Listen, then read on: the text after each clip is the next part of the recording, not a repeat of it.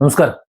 മനുഷ്യനെ വേദനിപ്പിക്കുന്ന വളത്യന്തം വേദനാജനകമായ ഒരു വാർത്തയാണ് ഡൽഹിയിൽ നിന്ന് പുറത്തു വരുന്നത്. നെഞ്ചു പൊട്ടുന്ന വേദനയോടെ അല്ലാതെ ഈ വാർത്ത കേൾക്കാനും അതോടൊപ്പം ആ ദാരുണമായ യഥാർത്ഥ സംഭവ വികാസങ്ങൾ മനസ്സിലാക്കാനും സാധിക്കില്ല. മനസാക്ഷിയുള്ള ആർക്കും ഇത് കണ്ടിട്ട് കണ്ണീരടക്കാനും പറ്റില്ല. വെറും 11 വയസ്സ് മാത്രം പ്രായമുള്ള ഒരു പിഞ്ചു കുഞ്ഞിനെയാണ് അതിക്രൂരമായി പീഡിപ്പിച്ച് ഒരുവൻ കൊലപ്പെടുത്തി കളഞ്ഞത്.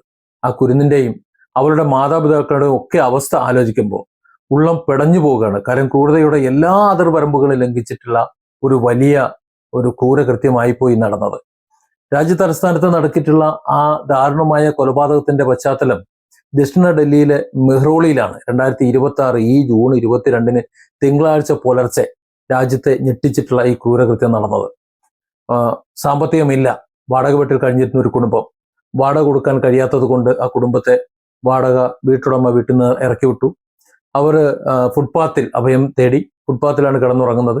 അങ്ങനെ മാതാപിതാക്കളോടൊപ്പം ഫുട്പാത്തിൽ കിടന്നുറങ്ങുകയായിരുന്ന ബീഹാർ സ്വദേശിയായിട്ടുള്ള 11-കാരിയെ പുലർച്ചെ 5 മണിയോടെ 29 വയസ്സുകാരനായ ബാഷുകുമാർ സിംഗ് എന്ന ക്യാബ് ഡ്രൈവർ അവിടുന്ന് തൂക്കിയെടുത്ത് അയാളുടെ കാറിലേക്ക് കൊണ്ടുപോയി.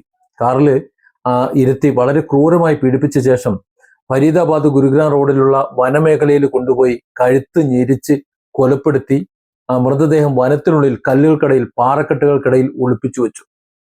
നോക്കണം, ഈ കുട്ടിയെ കാണാനില്ലാതെ അവിടെ മുഴുവൻ തെരഞ്ഞ ആ കുടുംബം പോലീസ് സ്റ്റേഷനിൽ വിവരം അറിയിച്ചു. പക്ഷേ ഡൽഹി പോലീസ് സംഭവം വളരെ കാര്യമായി തന്നെ അവർ അന്വേഷിച്ചു. പോലീസ് നടത്തിയിട്ടുള്ള ഊർജിതമായ തെരച്ചിലിനൊടുവിൽ 100-ലധികം CCTV ദൃശ്യങ്ങൾ, സാങ്കേതിക വിദ്യകളൊക്കെ പരിശോധിച്ച് മണിക്കൂറുകൾക്കകം പ്രതിയായി ക്യാബ് ഡ്രൈവറെ കണ്ടെത്തി അറസ്റ്റ് ചെയ്തു. ഇയാളെ ചോദ്യം ചെയ്തപ്പോൾ അയാൾ കുറ്റം സമ്മതിച്ചു. അയാളാണ് പീഡിപ്പിച്ചു കൊന്നത് എന്ന് അയാൾ സമ്മതിച്ചു. അങ്ങനെ ചൊവ്വാഴ്ച വൈകുന്നേരത്തോടെ കുറ്റകൃത്യം നടന്ന സ്ഥലം കൃത്യമായി മനസ്സിലാക്കാനും തെളിവെടുപ്പിനുമായി പ്രതിയെ പോലീസ് വനമേഖലയിലേക്ക് കൊണ്ടുപോയപ്പോൾ അവിടെ വെച്ച് പോലീസുകാരെ വെട്ടിച്ച്, പോലീസുകാരെ ആക്രമിച്ച്, പോലീസുകാരന്റെ തോക്ക് പിടിച്ചു വാങ്ങി അവരെ അപായപ്പെടുത്താൻ ശ്രമിച്ച് രക്ഷപ്പെടാൻ ശ്രമിച്ചു. ഈ പിടിവലിക്കിടയിൽ പോലീസുകാരൻ ആ തോക്കെടുത്ത് അവനെ വെടിവെച്ചു. അവന്റെ നെഞ്ചാമൂടിക്കായിരുന്നു സത്യത്തിൽ വെടി കൊള്ളേണ്ടിയിരുന്നത്. പക്ഷെ ഈ കാലിനാണ് വെടികൊണ്ടത്. പോലീസുകാരും മനുഷ്യരാണല്ലോ. നിയമം പക്ഷെ അവനെ കൊന്നതിന് അവൻ അത്രത്തോളം ക്രൂരനാണെന്നുണ്ടെങ്കിലും, ഒറ്റയടിക്ക് കൊല്ലേണ്ട ഒരുത്തനാണെന്നുണ്ടെങ്കിലും നിയമം അതിനെ അനുവദിക്കുന്നില്ലല്ലോ. ഏതായാലും ആ പോലീസുകാരന്റെ കാലിൽ വെടിവെച്ചു. ഗുരുതരമായിട്ട് പരിക്കേറ്റു. ഇയാളെ ആശുപത്രിയിലേക്ക് കൊണ്ടുപോവുകയും ചെയ്തു. ഇത്തരത്തിലൊരു മഹാപാതകം ചെയ്തിട്ടും പോലീസിന്റെ കസ്റ്റഡിയിൽ നിന്ന് നിയമത്തെയും ജനങ്ങളെയും ഒക്കെ വെട്ടിച്ച് രക്ഷപ്പെടാൻ ശ്രമിച്ച ആ പ്രതിയെ പോലീസ് വെടിവെച്ച് വീഴ്ത്തിയ വാർത്ത കേൾക്കുമ്പോൾ ഉള്ളിൽ ഒരു ചെറിയൊരു ആശ്വാസം തോന്നുന്നുണ്ട്. പോലീസുകാരുടെ പിടിയിൽ കിടന്ന് വളരെ ഭയത്തോടും വേദനയോടും അവൻ നിലവിളിക്കുന്ന ആ ദൃശ്യങ്ങളാണ് നിങ്ങൾ ഈ കാണുന്നത്.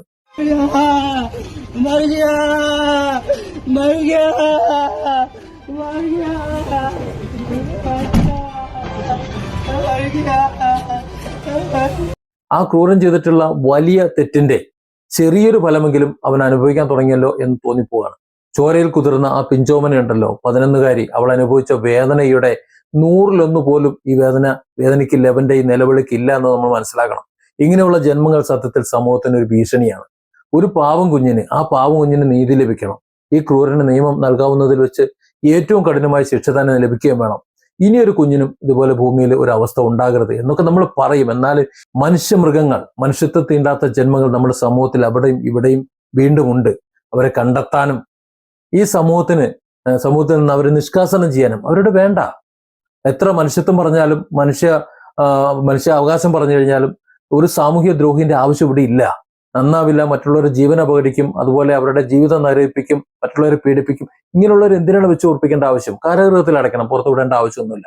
അതല്ല എന്നുണ്ടെങ്കിൽ അർഹമായ ശിക്ഷ കിട്ടാവുന്നതിൽ ഏറ്റവും പരമാവധി ശിക്ഷ കൊടുത്തവനെ ഒതുക്കണം. ഇങ്ങനെയുള്ളവരൊക്കെ അതാണ് ചെയ്യേണ്ടത്. Different angles. Don't forget to subscribe and support this channel.